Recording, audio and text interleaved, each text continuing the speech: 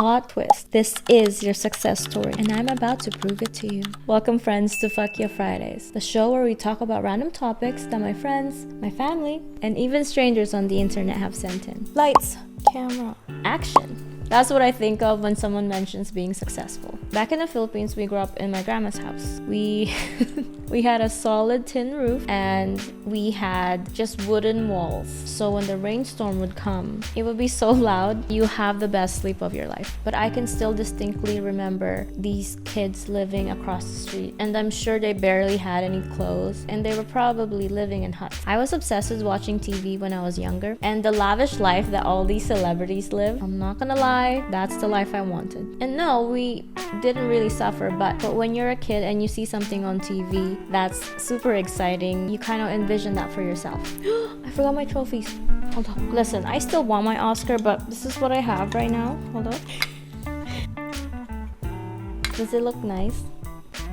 So the money, the fame, the lights, the fantasy of it all. But for now, I'll settle for this, okay? Hold on. We gotta do one for the thumbnail.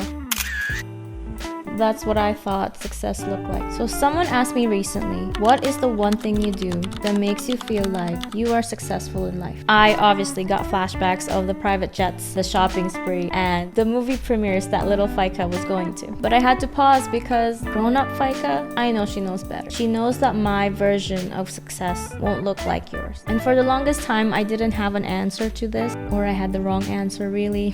I was waiting for something big, external thing to happen so I could finally say, okay, now I'm successful.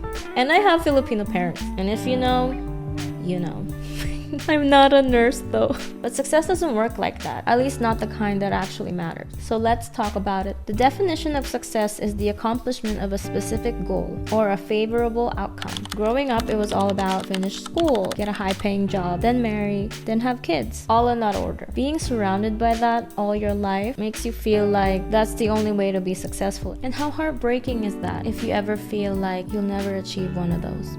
I've seen people settle and follow that path so deep that they've tied their success to those external things. But when you ask them if they're happy, they say yes, but they don't look like it. And that's when I realized that maybe, just maybe, we've been measuring success all wrong. But here's the thing, we've been sold this very specific kind of success, right? It's the promotion, the degree, it's the house, perfect relationship. These things seem to signal to other people that you've made it. They even congratulate you and sometimes envy you for it. Don't get me wrong, those things can be great. Celebrate them when they happen, and genuinely celebrate your friends when they happen. But if we're only measuring success by the big visible moment, I think we're going to miss the actual story. Because success, I mean real success, it's quieter than that. It's happening in places that you're not even looking. And here's what they don't tell you. Success can look different in different seasons. When you're healing, success can look like rest, like saying no, like walking away from what's hurting you. When you're building, success can look like consistency. It's showing up and doing the thing even when no one's looking. And if you're grieving, success can look like just getting out of bed, and that's okay. This also shows up in different areas of your life that have nothing to do with the money or the recognition. With your family, even if it is your chosen family, it's the people that hold you down. It's the people that see you. It's the people that show up for you. Your health is your wealth. Your health is your foundation. Make sure that you're prioritizing that. One day, it will either be a choice or a life circumstance. Choose now while you still can. Your art. This episode has so much props. I mean, I'm holding on. It's the thing that you do that makes you feel alive. For me, it's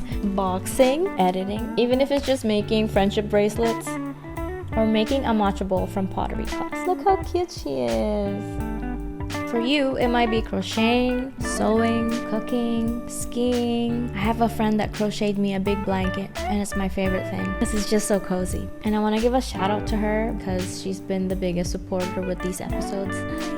You know who you are. Yeah, whatever it is. Just make sure that you're doing things that make sense instead of doing them because they look good on paper. Just think about it. If you're not feeding that part of you that lights up just for the sake of you lighting up, you're starving yourself. No amount of external success will feed that hunger. And make peace with making money. I know.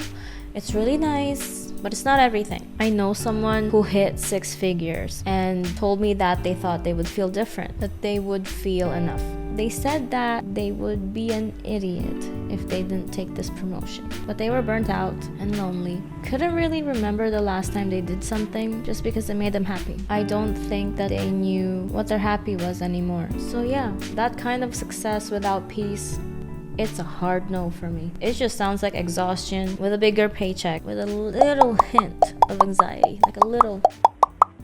I think real success, it's in the little things that people tend to overlook. It's the invisible wins, the quiet choices. Success shows up in your daily choices. It's choosing to walk away from things that no longer serve you, grow you, and make you happy. It's you managing your health. Maybe even quit smoking or vaping. Maybe it's you wanting to train for a marathon. No, really, my friends are in on it and they really want me to join the bandwagon. No way. It's choosing not to be so quick with anger when it used to be your normal. I also think it's still believing in the good even when life has shown you how bad it can be. If you've done any of these things, that's success. That's you winning. You just didn't call it that. So what makes me feel successful? It's when I say I'm gonna do something and I actually do it. The feeling of when I follow through with it, when I don't back out.